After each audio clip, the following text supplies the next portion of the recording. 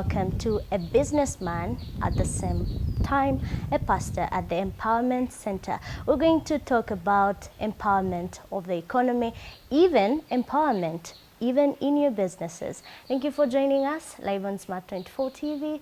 A word to the viewers, and then we start it from there. I want just to say hello to everyone who's watching me on Smart 24. I've not been on this TV before. I've been over about 813 television all over the world. So this is going to be now the 814 TV station that I've been on. Let us start it with the business perspective. For how long have you been in business? Before you become a businessman, you must study what you're going to. Business is not like marriage, whereby you say, I will know when I arrive.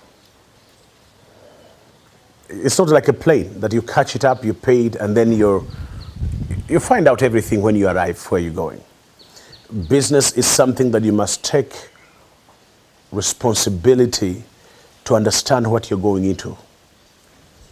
It's even like marriage. Some people want to stay single life, yet they are married.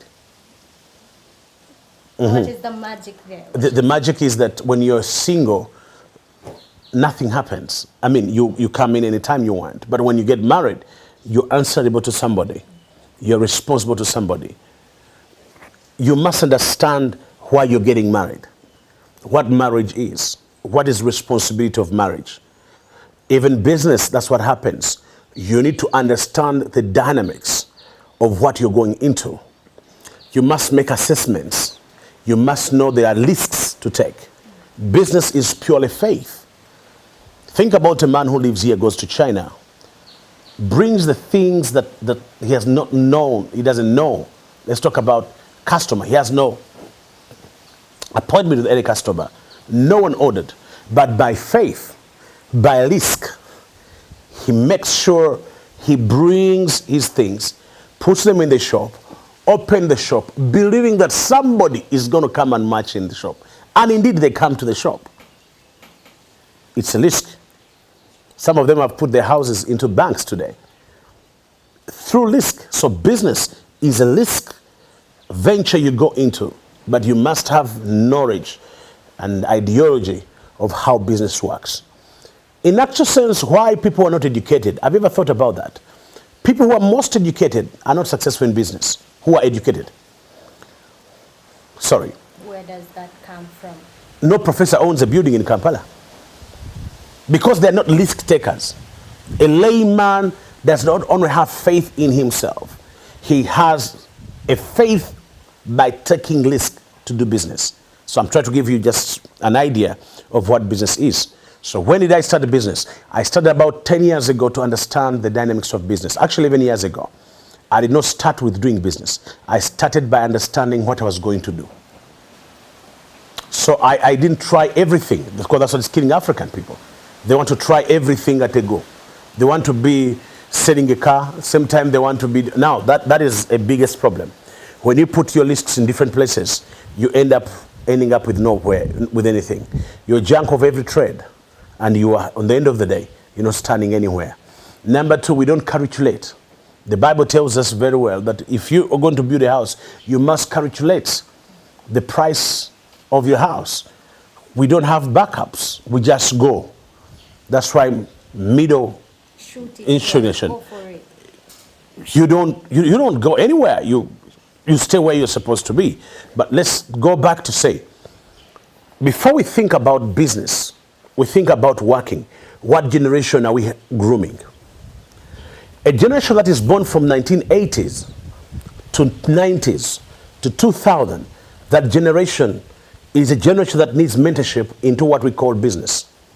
We have now a generation that has not been prepared than ever before to understand what our forefathers did to succeed. Why did our fathers? We don't go into those small histories. No, we want to adventure.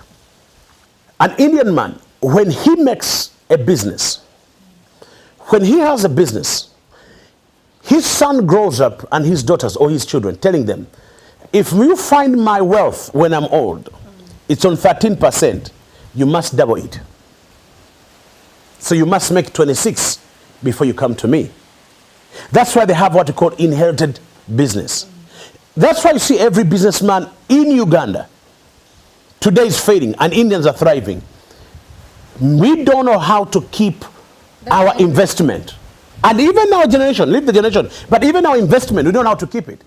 You have the business, it's the one paying your rent, you're a businessman, you have not built a house, you are buying a car. We have a problem of proving. Our middle class generation young people, we want to prove to somebody. We want to prove to another girl.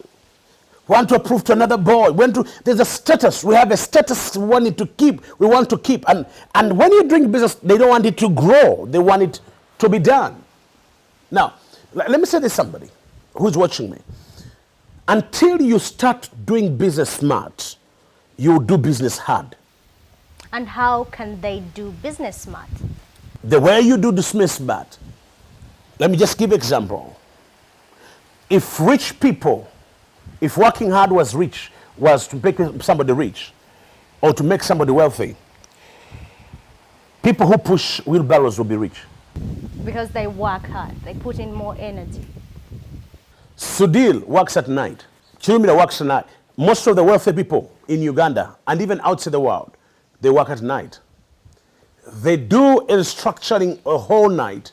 A poor man comes to implement their ideas during the time. That's why you don't find any rich man in the office during the time. What do they be doing? They're resting. To work for the night. To give you a job tonight, tomorrow. So you come, working in the office with a good tie, smelling nice, but you know what? You're working hard, you're not working smart. But let's go back to the generation. We have a generation of girls today who are looking like business women, but their business is their body. But that's business still. But if your capital is your body, the risks are 99% death. And I want to talk to those girls because there are many slay queens right now rising everywhere. And I know they're going to watch and they're going to come back to my page and start right now. They're gone. They are gone. They are gone. I'm telling you, there's no one slaying now on Instagram. They cannot. You see what they're posting. They're like mad people. They are putting on things. They are playing music. They are like Rasta. They are moving their clothes. What is that? That is the effects of non-productivity. At this time, a lockdown, a person or the businessman must be laying down a strategy of how he's going to implement after lockdown. If we open up, who is my first customer? Is it the other one who's taking big? Is it the one who's going to take 20 tons of cement? Or is this person who's going to be leja? When I talk about leja, I'm talking about these small shops. I get what I'm talking about. Let me take you back before you continue. Let me take you back to the generation, like you said, and we have select queens. Whom would you attribute it to? Parents. I'm going back to the other one. Our parents, we have a generation of parents who did not teach us how to work hard, who did not tell us, who bought good cars, good toys, took us to better schools, but they did not teach us that life is earned by smartness and by thinking twice on every decision you're going to make in life. They did not prepare us. They did not prepare a generation that you can be better if you put your efforts and strengthen down. And that's what I've been telling to most girls. When you're talking to girls, and this morning I've been talking to girls, a group of girls who are asking me actually to help them talk to them. A group of girls, they're in Buziga, and they call themselves, I don't know how they gather themselves, like 50, and they want to be talked to. And what are they asking me? How do they farm?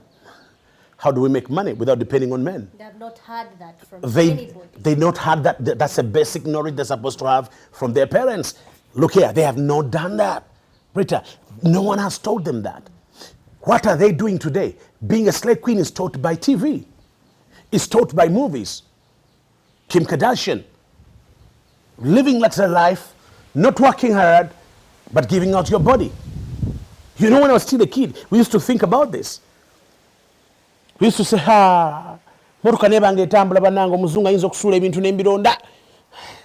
And we will stay on the road waiting for a muzungu's car to fall down to have an accident. Kale nefuna accident. One day I remember my friend of mine called Kafero took me to a corner and said there's always an accident there. So what happened? We stayed at the corner to see a car that is going to fall. And we could not get a car that is going to fall. For how long did you? This is how the girls, I'm telling them. When they are in 20s, at their campus, what they're telling them, they're not teaching them how to work smart. Business does not require beauty, requires a brain. Let me tell you something. I have seen many girls in Kampala who are beautiful. If you start talking to them about investment, they are lost. They don't know. They don't know how to hustle. They have a beauty, they have a good boobs, they have a good kawato. I'm talking about waist. I mean, and all they can put in that waist is beads. They have no thinking capacity of how that the future goes. That's why men marry them and put them home, because they don't have the spirit to work and contribute. Today's generation, where we are going, if you don't bring food on the table, you're not worth being with me. If you gave me a choice today to marry a girl, I'll not buy a slave queen. I don't have anything to do. A beautiful girl, most of them talk to them. Girls look at them. Have schools this time. They are left that Schools, teachers. farming, teaching. No, schools, no, schools, you're talking about teacher syllabus. In Uganda syllabus, there is no personal empowerment of a child. What do they teach us in Uganda? They teach us cramming. They don't teach us education. They don't teach us intelligence. Let's talk about school. If you're talking about school, look at our syllabus. A child has how many subjects? And then you choose how many subjects when you It's now been changed, actually. The curriculum has come into the new system. Coronavirus has impacted, but it will be implemented maybe After. So what I think about this next generation we're talking to right now, where are they? I'm talking to people of now. I'm not talking about when they are changing. I'm talking about today. They have not had opportunity to be taught intelligence. You give a child 5 subjects, you tell him to choose 4, and then he majors in 2, and you think that child, what are you teaching them? Cramming, not intelligence. A child in America decides to rise up or comes up, and the parents will look at this child and say, this kid is going to be a doctor. They actually know it right from nursery. But today, a child comes even up to P7. He's a thug who's stealing chapati and other cars. What generation are we raising? Look at how we are corrupting our children. That's why I told the president, let him not complain about corruption. You give a child money and you tell him go to the shop, 500 is yours. I have heard that. Exactly. So what is your parent doing? You mean you've never done that to your children? I can't do that to my children. I'm teaching them how to be smart. I'm teaching them that to find out that everything that you have to work on is smart. That's why I'm teaching the church. It is stupidity when a church of Jesus Christ teaches people that they are just going to be prayed for and they get wealthy. That is cult, that is demonic, and that is lies openly. The Bible says, I'll bless the works of your hand. You must do something, and something will find you doing something. Keeping people the whole night, praying from morning. You are robbing future from those people. Where will they find time to think? Where will they find time to think that they need to be? I mean, let me say this. You have 3 people. They are praying all the night. One person is working, feeding 5 people who are doing nothing but praying, and in the morning they are sleeping, and then in the afternoon they are preparing themselves to go into another prayer service, and up to morning, and then they come back and they bring a muko who does not even want to pray. I mean, because both of them are idle, then they bring another man, another boyfriend who's also in prayer. What he knows is to hold the Bible and speak in tongues, and you bring that food to my home. And you say you come to this home like this home, in this Paris, and you tell me you bring me a man? What kind of a man is that? I don't want lazy boys and lazy bats sitting down. I don't believe it. Number 2, there's 2 things I've discovered. That there are